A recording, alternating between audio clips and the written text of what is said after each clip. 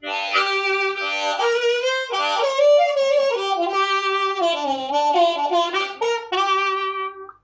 my friend.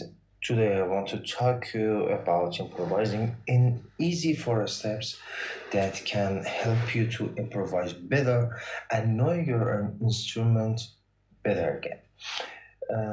In our first stage, we have to know our instruments. For this certain aim or goal, you have to use scales and arpeggio, and you have to choose a certain key to play it and practice it. Now, the music theory help us to know a goal, and it can lead the way for us. Okay, I'm not mean that you have know the theory well. No, that is not my talking or my subject. Now, you have to improve your ear skills. But at the first time, you have to improve your instrument skills. So, okay, for this, for example, Uh, I want to use from a minor pentatonic of a G minor scale with my key of C harmonica. You can see that or not? Yes, key of C. Okay, KFC or KFC, I don't know. Sorry for the accent. At the first stage, I want to play the scale G, B flat, C, D flat, D, F, and G. And for you have to know if you are playing with the G in the second position in the second whole draw, you have some notes in your right hand and you have some note in the left side of that hole. For example, if you're playing in second whole draw, you can find F with bending in the second whole draw again. You have to move you have to use from these notes, and you have D on your first whole draw, and first whole draw bend you can hear the D flat, and blowing on your first hole it will be C. So I will try to play the scale from first note of the my harmonica. It will be C, C sharp, D, or D flat, D, F, G, B flat, and C. Okay. You have to, in second stage, you have to move freely in your harmonica with the scale. Avoid to jump to notes. You have to play the notes so each one by one, and just try to not to escape a note to jump to another note. Okay, for example, I will play the G and then I will play the B flat, so I will come back to G and play F after that, and then D, D flat, and C.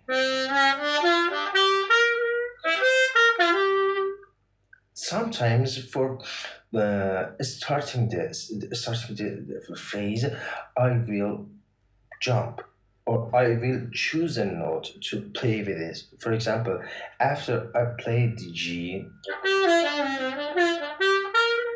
I want to play with the C, and I want to come back to G. Again G. After that, I want to play D, for example. And moving down with the technique that's the name head roll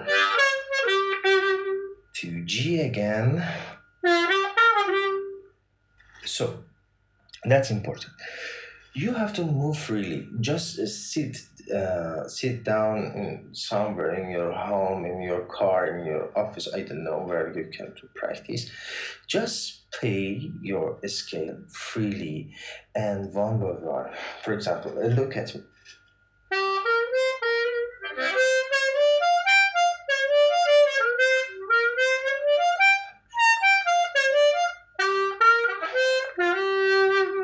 I just trying to play that again and again.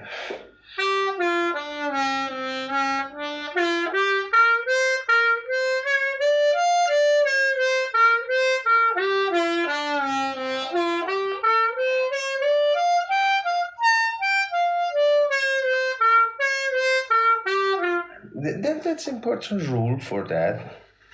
You have two rules that you have to use from them and trust them. First rule is you haven't to you shouldn't, you cannot rest. Okay, you just play all the time. For example, you play the G, B flat, C, D flat, D, and then you don't know what I have to do. You have to force yourself to move again, and you have to try to coming back to G, and somewhere near the G. Okay, so just trying to move in your instrument so easy, and you shouldn't, you can't rest. No, that's a practice situation. Maybe you will be say, if I don't rest, the audience will be say, oh come on, shut up. Okay, just be quiet. You are playing so much. I know that. I know what are you trying to say to me.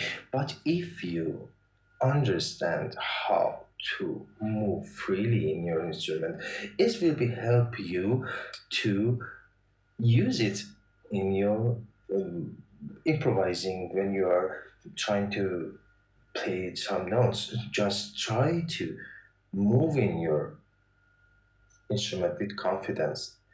Okay. At the second essay, use from a backing track as a metronome. When you practice um, this on your harmonica, practice the last stage on your harmonica, and you feel comfortable with it, you just try to play with the backing track. But I'm not saying that you have to improvise on the backing track. No, I want to move freely again with the backing track. Backing track will be a metronome for you. So listen to the backing track, find the rhythm, and understand the rhythm, and try to move with the rhythm in your harmonica and play it freely. Another say is you have to know the chords in the seconds. If you cannot understand it, that's no problem. But for the more better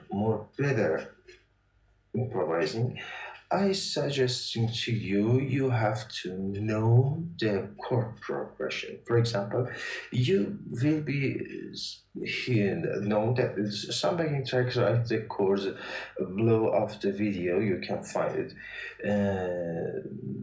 We know the G7 is playing along, and then C7, and again G7, G7. For example, that's I'm talking about is a standard 12-bar progression of blues. You can see G7, C7, G7, G7. We say that's a quick four. In the second line, C7, C7, G7, G7, and the third line, we will say D7, C7, G7, D7.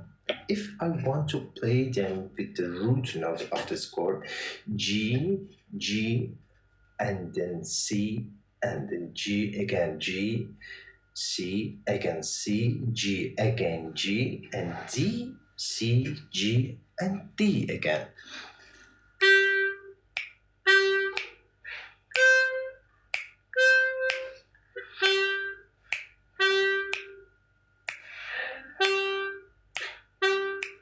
C, again G, again D, C, G.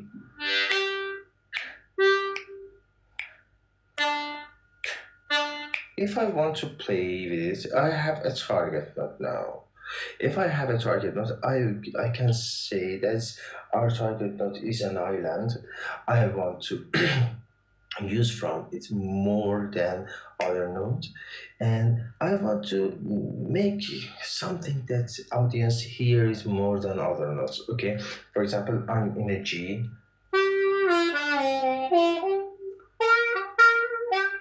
I can hear that I played the G four time here, and then I want to go to the C.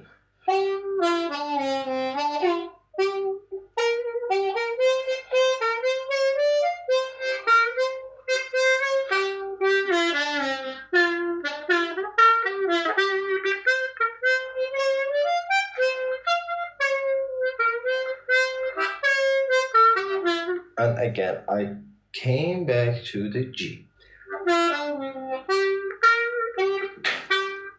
And for example, I want to play D now.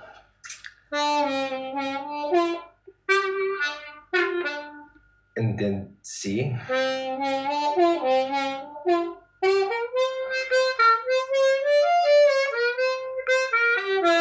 And then G. D. And G.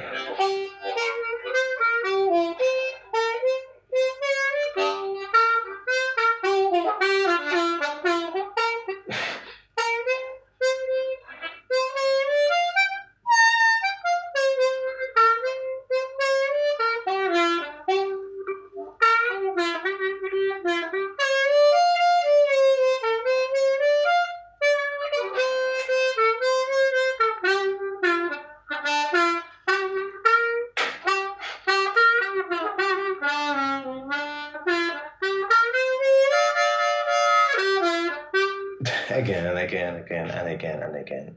I want to.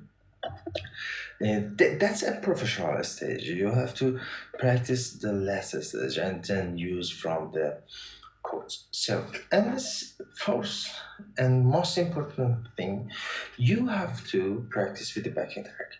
I know you practice with the backing track as a metronome. That's a rhythm keeper, and when you use from the backing track as a metronome, you can hear the accent that a drummer or pianist or a guitarist when comping are using, and you feel it in your unconscious mind. I cannot talk it. I cannot say that. Oh my god, that's hard. I'm sorry for the bad language of mine. That's a long time that I didn't talk English. I'm sorry.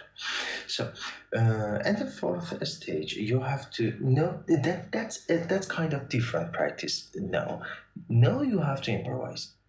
In the last stage, you played with a metronome. For example, you assumed you imagine that backing track just is a metronome. You find a rhythm and play it along.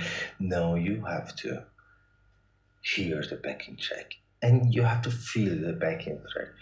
After you find the chords, after you feel that you are comfortable with your instrument, you have to you have to play with the backing track, and you have to feel it and you have to hear it, and you have to guess which note is my target note here. When you hear a sound, you can find a note that is more near to that more than any other notes. So you will be made it bold and use from it to improvising. You will be repeat it. You will be make it long, and you will do something that your audience here is more than other notes. So that's the way. Okay. If you use from these four steps, I know and I assure you that you will be you can play along in your harmonica and you can make a riff. So other videos of mine I will talk about how to create a riff and how to register a riff. Have a good time. Another thing. Please write your problems in your harmonica and your music theory and everything in comments below. I can find it. I will read it and I will make content about it. Good time.